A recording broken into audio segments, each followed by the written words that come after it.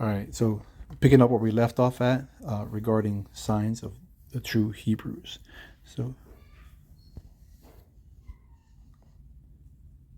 want to go to number 7. It says, lost the true knowledge of who they are and will be called by many scornful nicknames other than Israel or Hebrew. All right, if you go to Psalms 83, I'm going to pick off right there. We read it above earlier. So, number 4, they have said, come and let us cut them off from being a nation, that the name of Israel may be no more in remembrance. Okay, I think that's pretty plain right there. All right, now let's go to Deuteronomy, back in the curses, 28 and verse 37.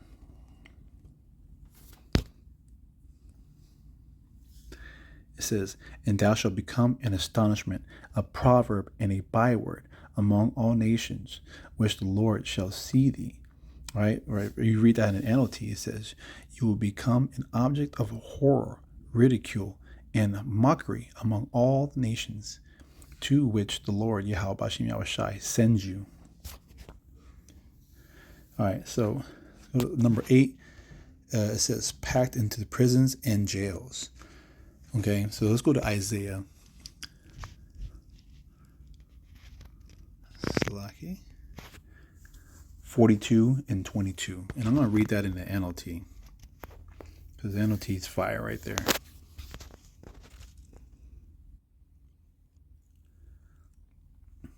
And it reads, but his own people have been robbed and plundered, enslaved, imprisoned, and trapped.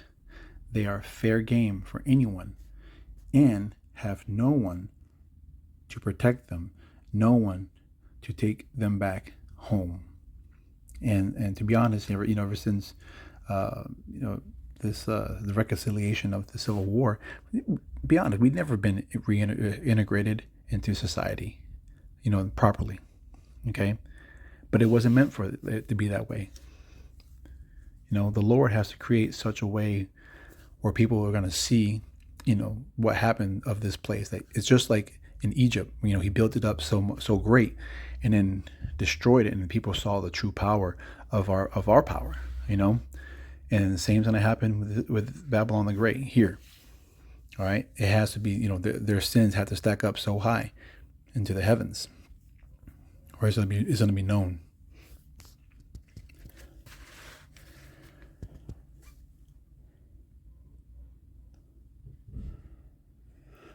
So going to number 9, it says a non-prosperous people. Clearly, we don't have dominion over all facets of life as the modern day small hats do. Now I want to go to Zephaniah chapter 3 and verse 12.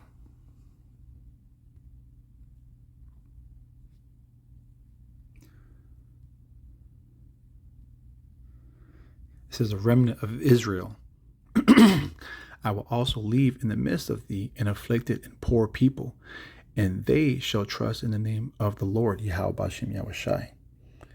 So that shows you that, in that day, we're going to be meek and lonely, we're afflicted, poor people, not the ones who are in charge of Hollywood or the music industry or having dominion of the news, all these news agencies.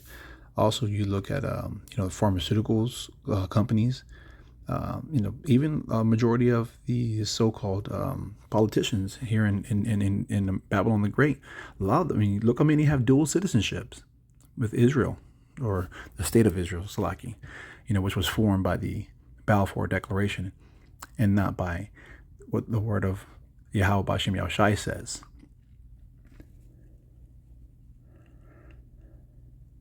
In number 10, it says, an oppressed people by their enemies. All right, so let's go back to Deuteronomy 28, verse 48.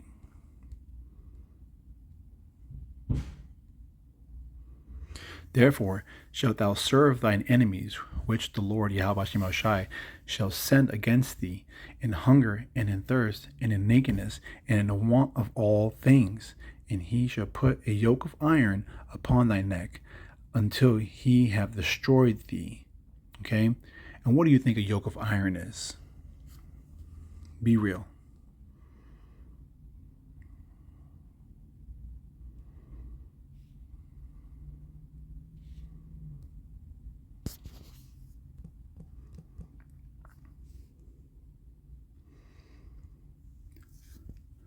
That's what a yoke of iron is.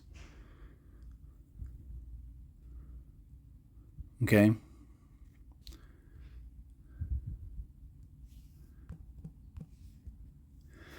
So, I'm going to go to the last one where it says, a very religious and members of all religions. Okay? So let's go to the book of Judges 2:17.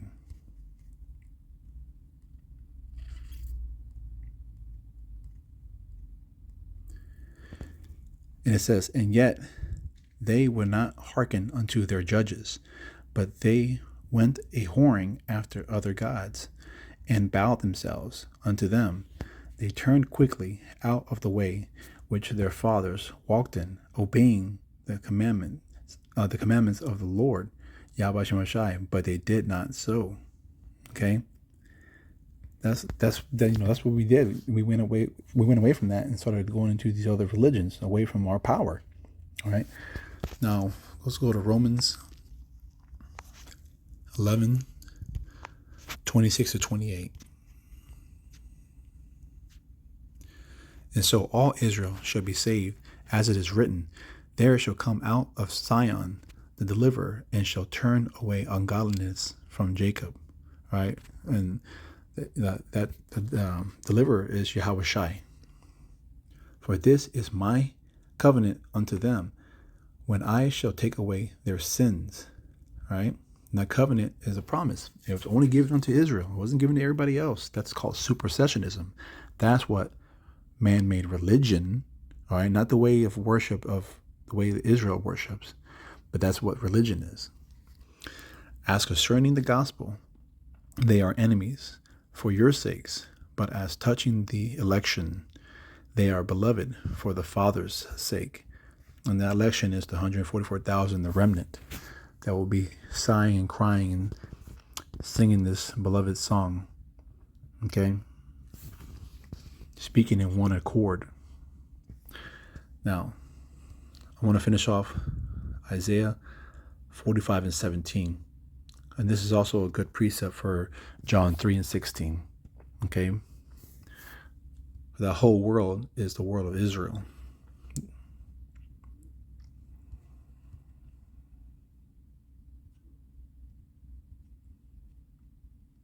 And that reads, but Israel, or Yashala, shall be saved in the Lord, Yahweh Shai, with an everlasting salvation. Ye shall not be ashamed, nor confounded, world without end. And I pray this lesson was edifying unto the flock. Let's say, Kwam Yashra'Allah, Shalom, and on to the next.